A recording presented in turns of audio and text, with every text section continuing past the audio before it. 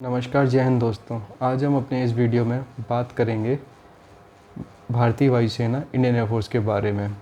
और Indian air force ने हाल ही में अपना एक विमान जो 6 दशकों से अपनी सेवा दे रहा था MiG-21 को रिटायर कर दिया, यानी डीकमीशन कर दिया गया है।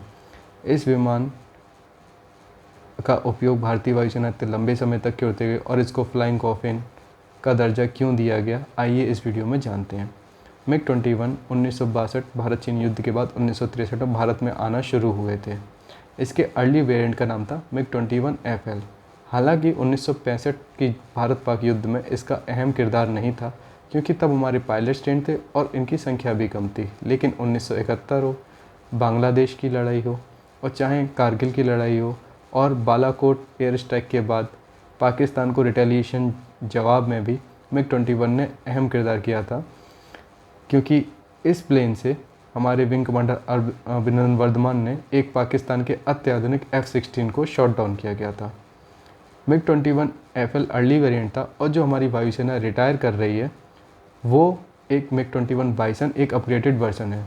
कुछ रशिया से, यानी उस समय के USSR से हमने डायरेक्ट खरीदे थे, और फिर कुछ इनके HAL द्वारा लाइसेंस के अंडर बनाए गए थे। MiG-21 एक सुपरसोनिक भारतीय वायुसेना 2200 किलोमीटर यानी मैक 2 की रफ्तार से चलने वाला एक सुपरसोनिक जहाज़ था।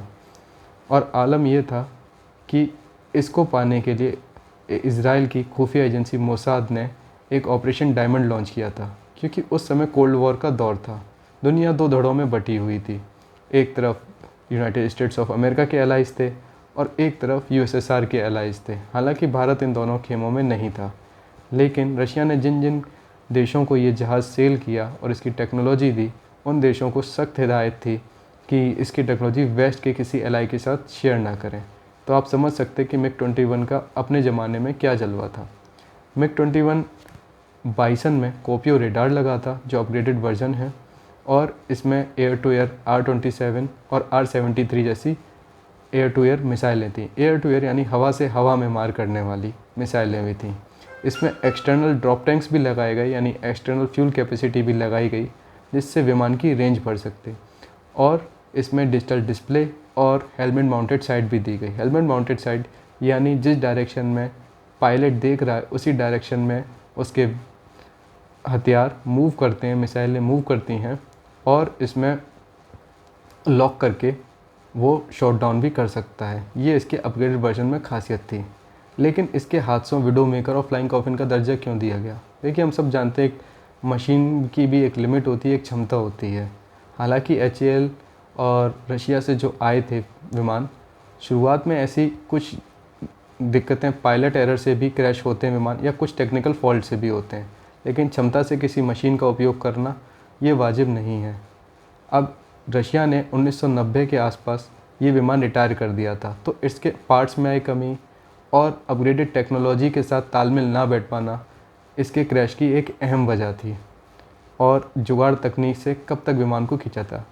1997 में MiG-21 का बाइसन का अपग्रेडेड वर्जन पेश किया गया, और भारतीय वायुसेना का एक अनुमान था कि इस विमान का हम उपयोग 2017 तक करेंगे, और जल्दी से जल्दी तेजस की डिलीवरी होगी। लेकिन तेजस की डिलीवरी डिले होने के कारण हम इनको 2025 में रिटायर कर रहे हैं, और इनके रिटायर हो जाने से हमारी स्क्वाड्रंस की संख्या भी घटेगी।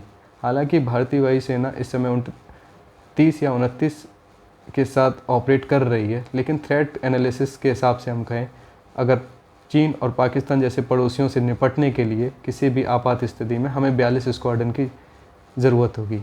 आशा करता हूँ कि भारतीय वायुसेना जल्दी अपनी स्क्वाड्रन की क्षमता बढ़ाएगी और हमारे आसमान को सेफ़ रखेगी, और हमारे पायलटों को भी सेफ कर दें। वीडियो पसंद आया हो तो चैनल को सब्सक्राइब करें, वीडियो को लाइक करें, कमेंट करें और शेयर करें।